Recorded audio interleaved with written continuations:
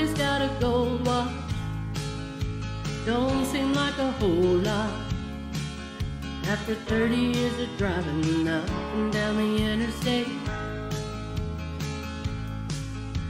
But Robbie's had a good life, and Robbie's got a good wife.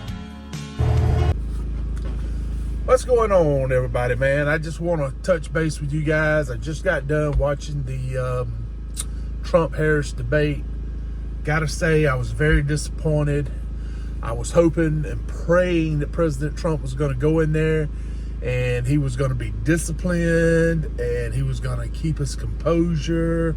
He was not going to get rattled by them pushing his buttons, because you knew they were going to ask him a bunch of stupid ass crap like January 6th about the 2020 election, about Harris being black. I mean, all this clickbait crap that they asking him to try to get him rattled and off topic and off the policies and everything that's going on in the country right now that people need to hear him talking about, and stuff that needs to be addressed. Today, before the debate, I was en route to my first stop over here in Virginia, and so I'm listening to some Tucker Carlson. I love Tucker Carlson because we don't agree on everything, but a lot of the stuff we do agree on. One thing me and him agree on is Tulsi Gabbard. I think she is genuine. She's in the military. She served in the Middle East in combat situations. If President Trump can pull this out and win this election, I hope he makes her Secretary of Defense. I think she is just amazing. I really do like her and admire a lot of the stuff. I don't agree with everything that she talks about, but one thing we have in common is how much we love this country, how much we love and respect the military, and we don't want more war. She is anti-war. She is not a neocon. She is not a warmonger. And that is one thing that we have too many of in Washington, D.C. President Trump is not a neocon, and he's not a warmonger. That's one good thing that they have in common. And she being a Democrat, now she's independent. She left the Democrat Party. And people like Dick Cheney, big time warmonger. Weapons of mass destruction over in Iraq. They got to start mixed up in all that crap. Nikki Haley, warmonger. Joe Biden, warmonger.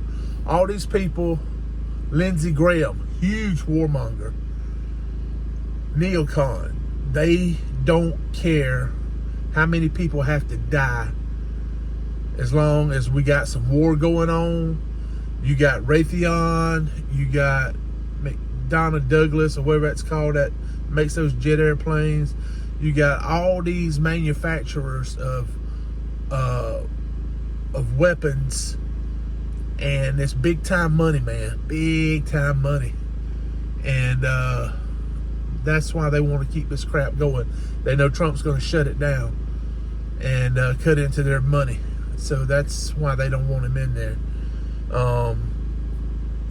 So anyway, get back to what I was talking about with Tulsi Gabbard and Tucker Carlson. He was doing an interview with her. They were doing some gathering where there was people in the audience and stuff, and they were talking about Dick Cheney endorsing Kamala Harris. Completely different spectrums. You know, he's in Wyoming, white man, rich, Republican, Democrat, woman of color from San Francisco. Completely different spectrums, right? What's one thing they have in common?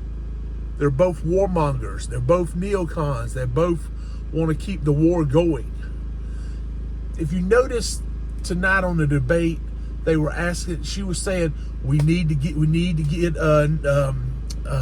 Netanyahu and Hamas, we need to negotiate. We need a ceasefire. We need to get this ceasefire done.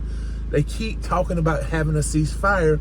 They don't want Israel to take out Hamas, because if they take out Hamas, more or less they're taking out Palestine, because this would all be over with like that if the Palestinian people really wanted peace and they really wanted to live in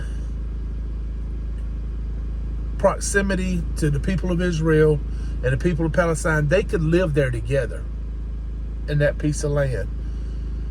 But the people in Palestine would have to give up Hamas. They would have to say, this person's Hamas, that person's Hamas, this one's Hamas, and get them out. And say, we're not gonna kill these people in Israel just because they're Jewish. Those people in Israel that are Jewish are not gonna kill us just because we're Palestinian. You have your religion, we have our religion. Hey, you live your life, we're gonna live our life, everything's gonna be fine. That's what we have to get to. And that's what the Palestinian people would have to get to. The Jewish people are fine with it. They're not trying to kill Palestinians because they have a different religion. It's Hamas. It's radical Islamic terrorists.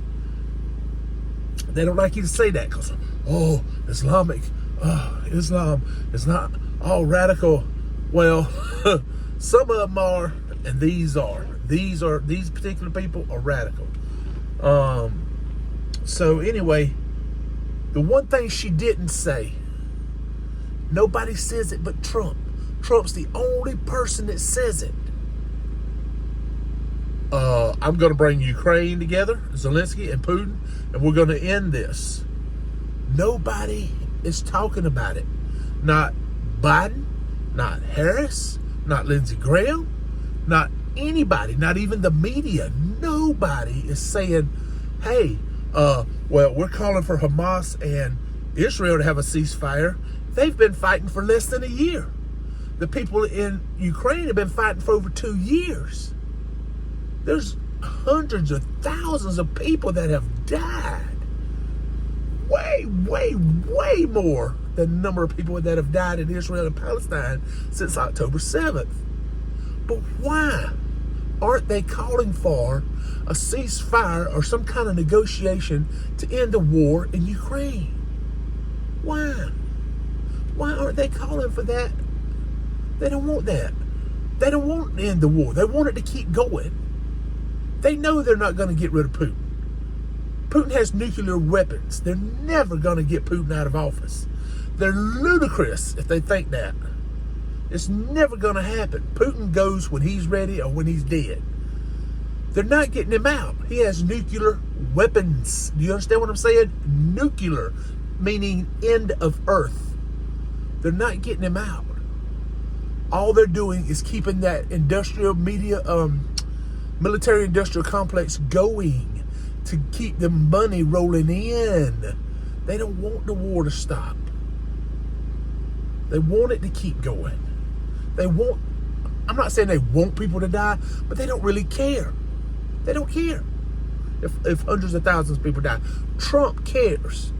Trump is saying, I want all the killing to stop. I don't want Russians dying. I don't want Ukrainians dying. I don't want nobody to die. I'm trying to stop this. And at the same time, he's going to be stopping billions and billions and billions of our taxpayer dollars going to Ukraine. And they don't want that because that money circles back to them. It's a way for them to launder money. By giving it to Ukraine, Ukraine turns around and buys weapons, Raytheon, whoever. Raytheon gives kickbacks to all the people in Washington, D.C. So that's what they mean by neocons. These are neocons that are taking all this kickback money from these weapons contractors. But why won't they call for? Never. Not once since day one has a ceasefire been called for between Ukraine and Russia. They don't want it. They want it to keep going. If you think I'm a conspiracy theories, you think I'm just talking shit out my ass, why don't you just step back for a second and look at it and go, yeah, I keep hearing them call for ceasefire in Israel, but I've never heard them call for one in Ukraine. I've never heard them say, hey, let's negotiate, let's stop this war. Have you ever? Don't you want to know why? Aren't you curious? If you're not, you ain't very smart. Sorry if I offend you, but hey, I don't care. I'm just telling the truth. You know, I don't got nothing to gain. I'm not making no money. I'm not getting no kickbacks. But I am out of business next year if Trump don't win. That's just a fact of life. I can't keep going the way things are going now. I can't take 4 more years of this. I'm at the end of my rope now. I can hang on maybe till the end of the year. But if Trump don't win, ooh, it ain't gonna be good. But anyway, I'm gonna play this clip because this inspired me. I felt so inspired, and I can't wait for 2028. President Trump wins. J.D. Vance may or may not get the nomination for president in 2028. There may be primaries. If there is a primary, or if there's not a primary and he's the presidential nominee, I hope he'll really consider Tulsi Gabbard as his vice president. I don't know if America is ready for a woman right now with the way things are in our country and around the world. I think if we could get a grip on everything around the world, get some semblance of peace, I think we could maybe have a female president. But the thing about it is, you don't understand. One of my good friends, and I love her to death, she is such a sweet, nice, good person. And she has been so good to me. And that's my friend Katie. You hear me talk about her all the time, Katie Bell. Well, I hope she didn't get upset for me saying this, but she's more or less losing her contract with the company that I've been hauling those refrigeration units for. And the reason is because the head CEO guy is from a foreign country that has one of those crazy wacko beliefs that women don't belong in the workplace or in positions of leadership. So he won't talk to her. He won't negotiate with her. When she goes and meets with them or negotiates with them, she has to take her business partner with her, who's like a silent partner, but he's a man, and she has to tell him what to say to the other guy because he don't want to negotiate with her. That's ignorance. That is straight up ignorance. She has saved them so much money, and she's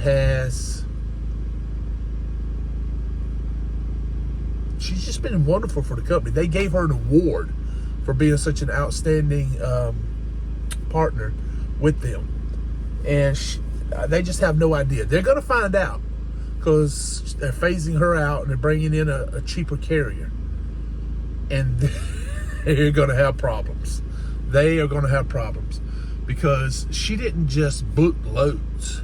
She coordinated the loading of the trailers.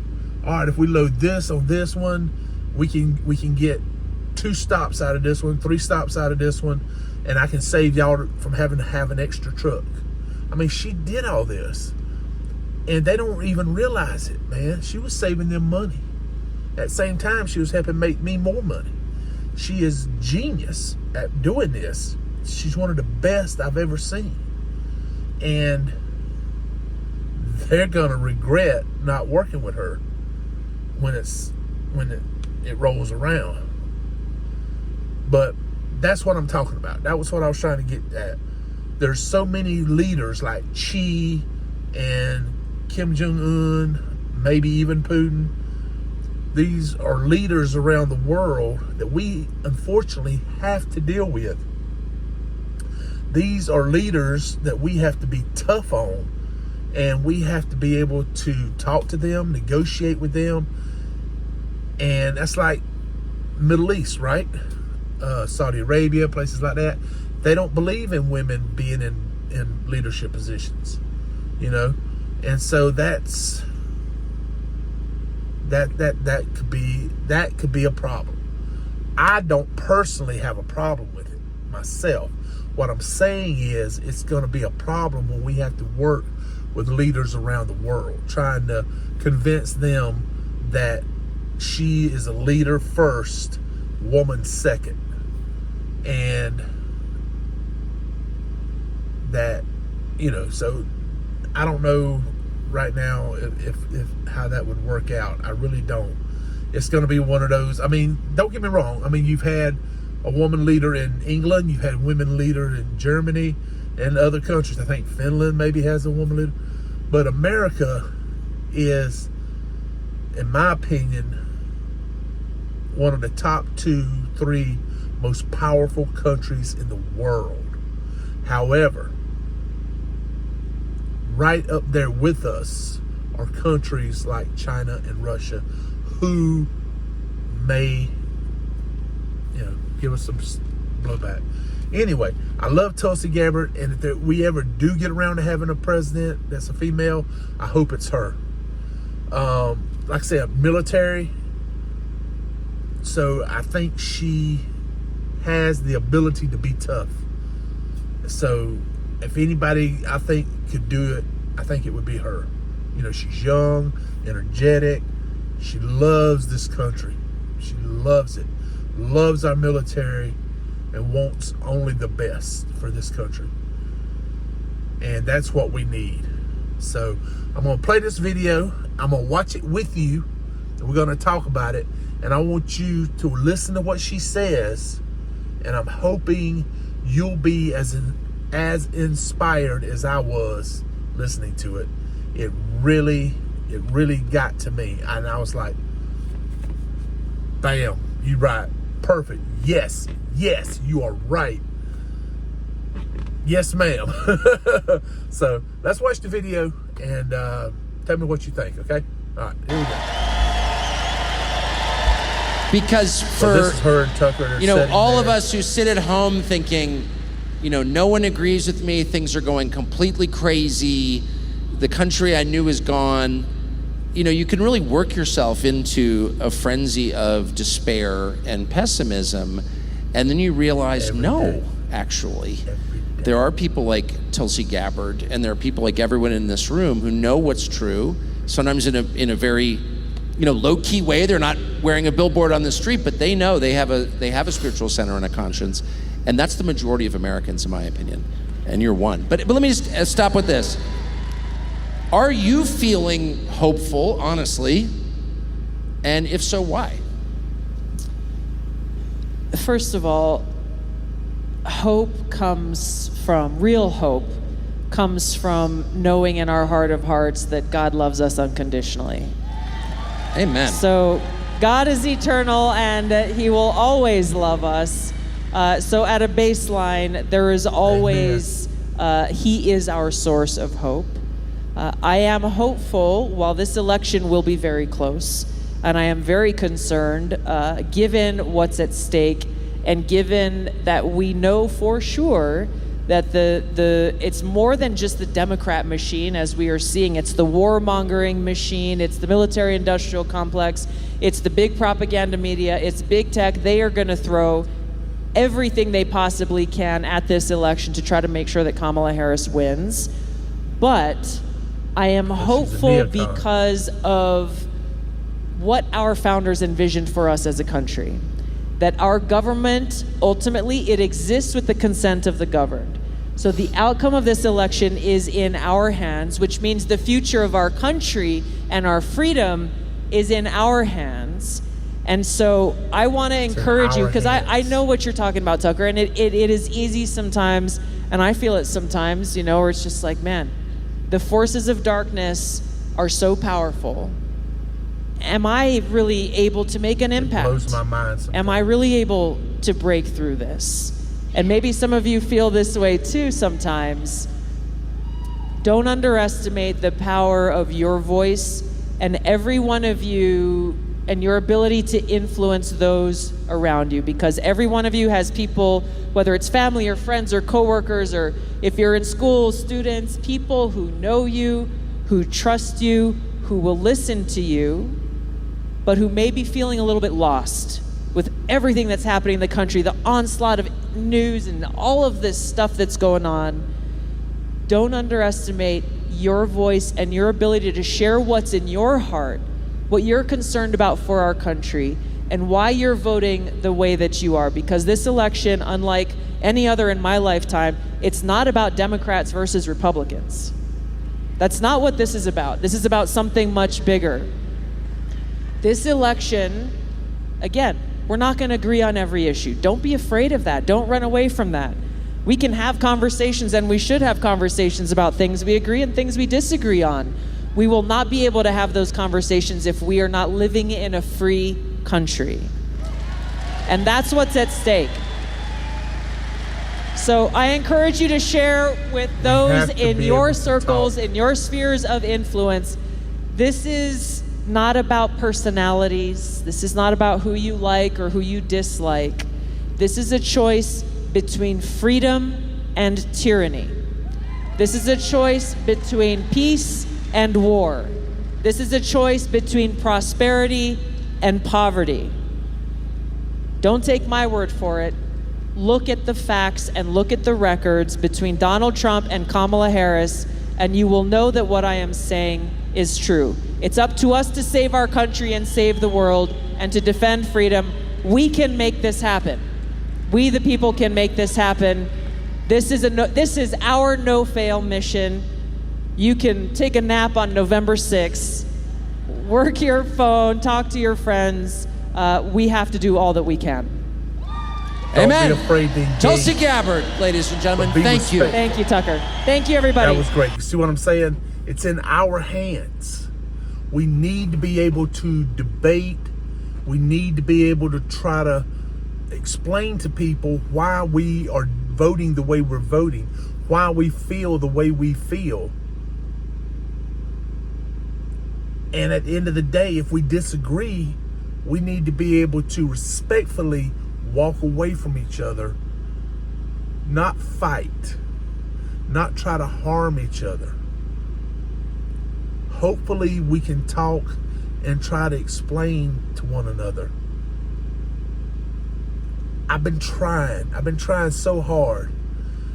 I show people actual news articles and they blow it off. I show them actual numbers and they blow it off. I show them videos, I show them pictures of me personally. When I bought this, went back over the road again, it was right around the time, or it was right after Trump was elected, within like a year of him being elected. I got a bonus, I got a raise, boom, I bought a truck, back over the road again, owner operator. I was doing good. I was able to fill the truck up for like $500 or less. And then Biden got elected, and within less than 18 months, it cost me $1,188, nearly $1,200 to fill up this truck. I got pictures. I show them to people. I said, look, here's a picture of me standing next to the pump, showing you the gallons, showing you the dollar amount paid. I'm not making this up. This is, and then they come back to me and they say stuff like, oh, well, that's just the oil company's price gouging. Why didn't they do that under Trump?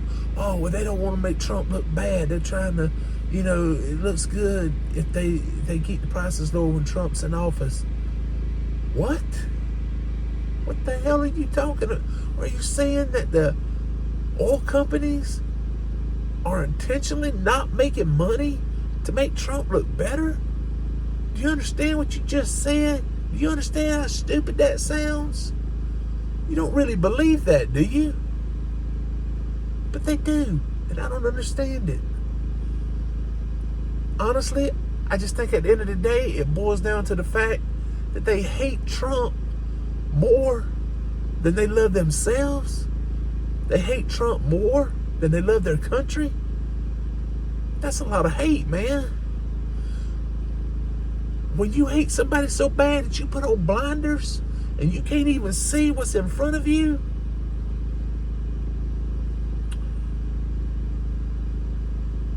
and they're blaming the grocery stores for price gouging, and the grocery stores are only making a 2% profit. Step back for a second. Do you have to pay sales tax on something when you buy it? State, federal, whatever sales tax it is, how much is it? In the state of Florida, it's 8 cents on the dollar. That's 8%. Is that price gouging? They're making 8%. The grocery store is only making 2%. But you're not complaining about that. The federal government takes between 30 and 35% of my money. That's not price gouging. And the store is taking 2%. Come on, you gotta be smart. You gotta get smarter. You gotta be able to take that hate and just say, I hate him, but I love my country. And I'm tired of struggling. I'm tired of not being able to buy groceries, buy gas, pay my rent, take my wife or my kid out for dinner. I'm tired of that. I want to get back to where we can afford stuff again. You can't block that hate out for just 4 more years?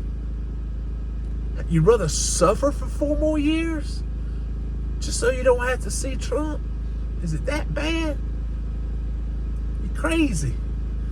I don't know how to help you if you don't get that. It just don't make sense. I'm no big fan of Bill Clinton, but when he was in office, things really wasn't all that bad. We still made decent money. That's back when Democrats were halfway logical. But Obama started going bad, and then under Biden, it just went off the rails. Whew. I don't know. I don't. May have to start hunting because I can't afford to buy groceries. May have to hunt for my meat. I don't know. Maybe try to plant some corn and okra and stuff, some food. It's getting bad, man. I'm telling you, it is. People are going to start stealing and killing. It's going to get bad. It is. And I'm not trying to fearmonger. I'm not trying to scare nobody. I'm not trying to be some kind of conspiracy theorist. I'm just telling you the truth, man. I watched them tonight. They said crime is down. And Trump came back and said, well, no, it's not. They're not reporting on the cities where it's the worst.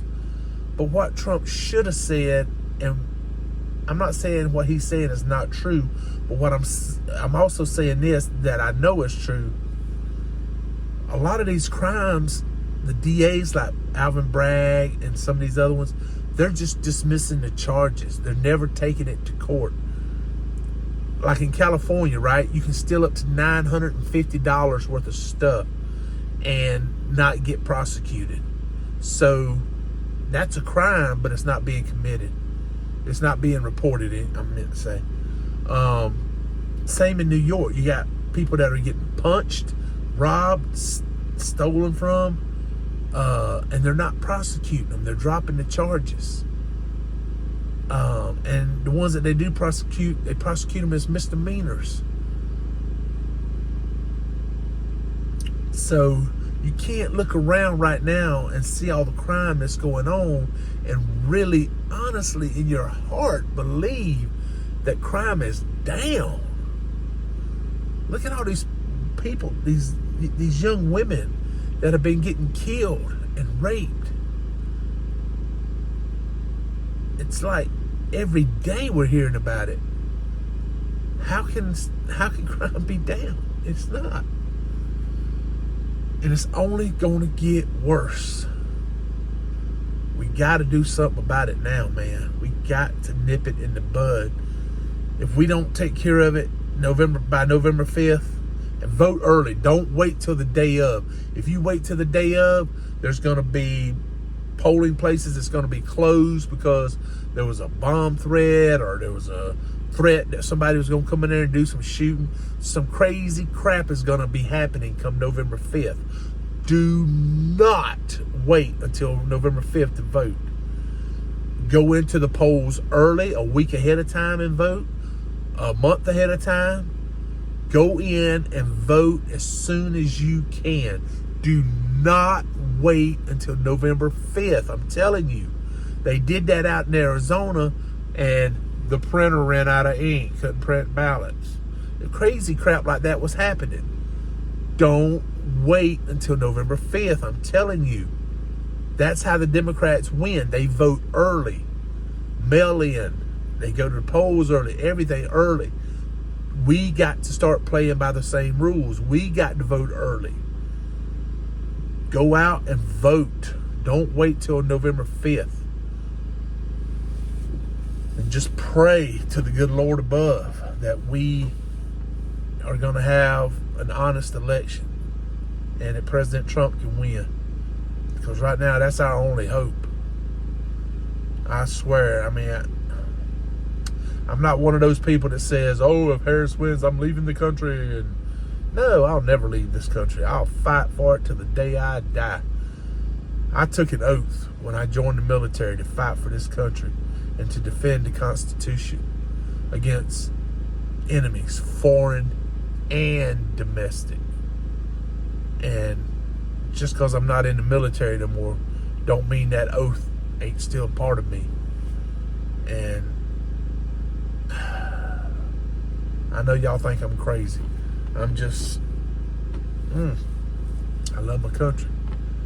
I love the prosperity that I had 4 years ago, in 2019, beginning of even in 2020 during the pandemic, I still was doing good.